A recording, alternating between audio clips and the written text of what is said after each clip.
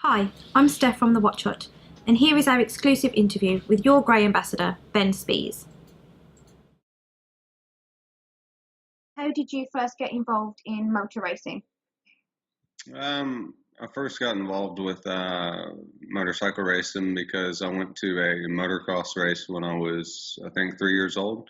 And when the little kids kind of went out to do their race at the intermission, I basically threw, the biggest tantrum in the world that, I wasn't out there racing and I had bad parents and all this stuff. And from then on, I knew I was hooked, even though I, hadn't ridden before. And then when I was about 4 years old, my mom had a boyfriend that was had dirt bikes and street bikes and stuff, and he would always put me on the front of them with him, and I would ride around. And then he got me my first bike when I was 5, and started riding then, and just kept kind of moving up on dirt bikes and riding, and never did really motocross, but I just did a lot of trail riding and riding in fields and stuff like that. And then he got me my first street bike when I was 8 and started racing then.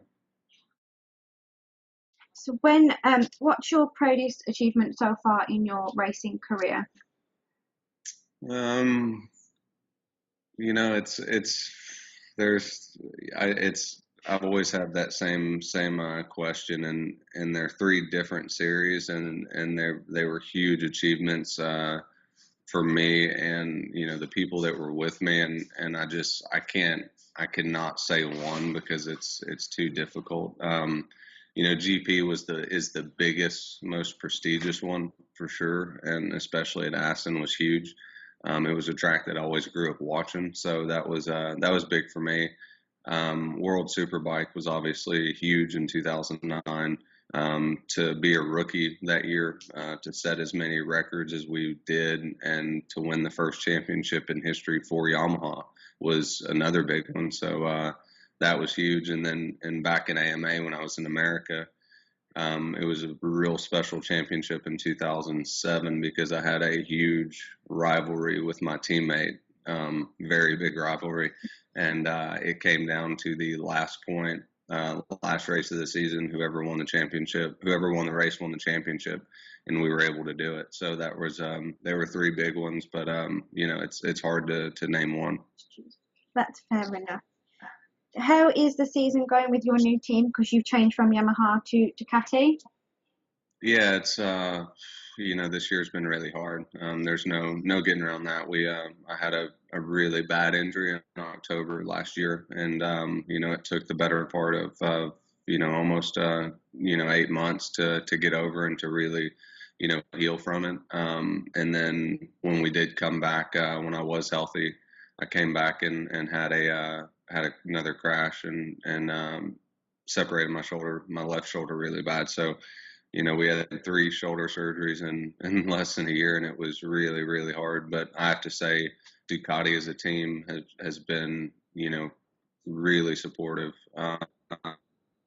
Um, the best, even though I haven't really, we've only done 2 races together. It's a team that when I was always really young, I loved listening to the bikes and always wanted to ride one and race for the team.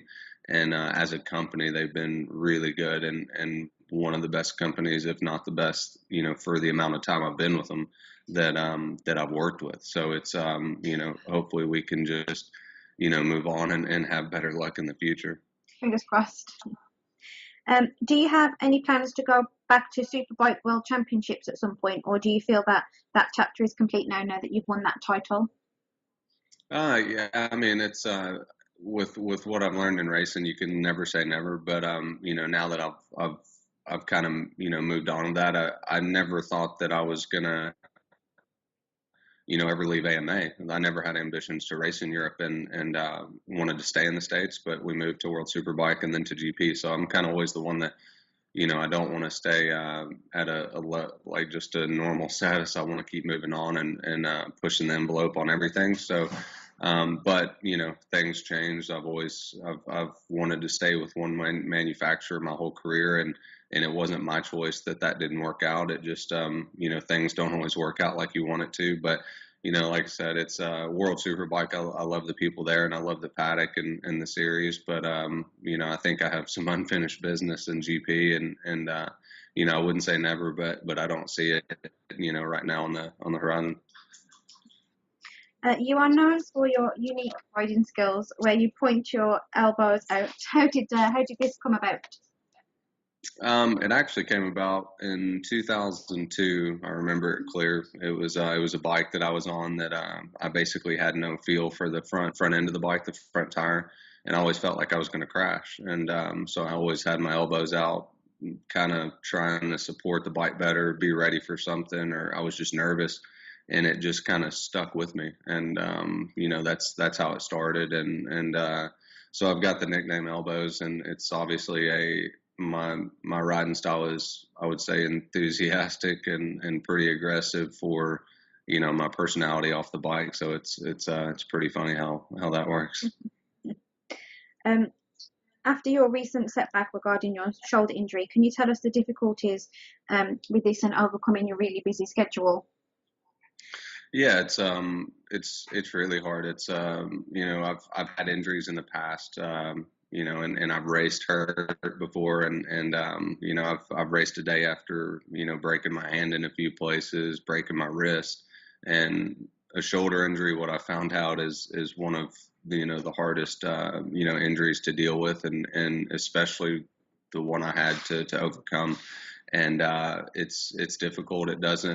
It's not one of the injuries that you can just come back and race with pain. And you have the strength to do it. By the time the injury is good enough to even get on the bike, it's not about pain. It's you have just no strength, and you have so much that your shoulder supports that I've found out when you're on the bike is in your whole arm, your back, the middle of your body that your shoulder supports. And if you don't have the strength, you just can't do it. And it doesn't matter about pain.